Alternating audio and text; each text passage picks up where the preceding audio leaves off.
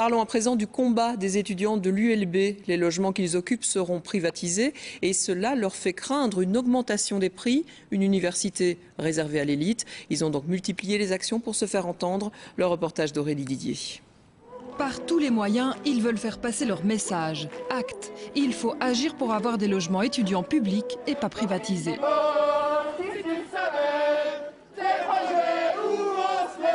C'est le combat d'une partie des étudiants de l'ULB. Direction un bâtiment des autorités pour remettre une pétition. Il y a 2500 pétitions qu'on remet aujourd'hui. 2500 étudiants qui s'opposent à la privatisation des logements.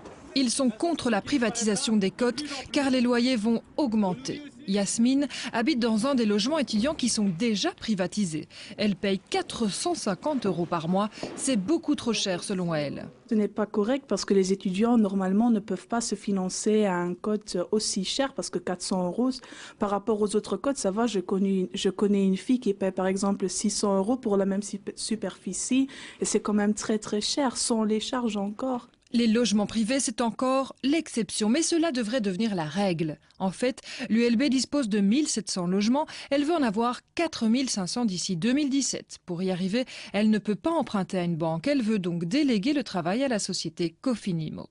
Conséquence, des loyers plus chers, pour les 3/4 entre 300 et 400 € par mois minimum, et pour un quart, un tarif social, environ entre 200 et 250 €.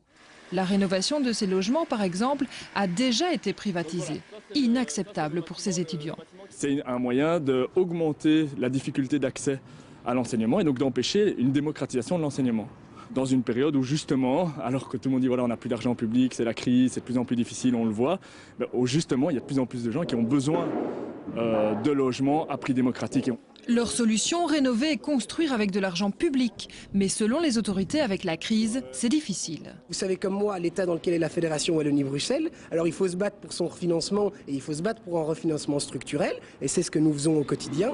Mais ce qui est certain, c'est que aujourd'hui, avoir 20 millions qui vont tomber sur la table directement, c'est pas facile.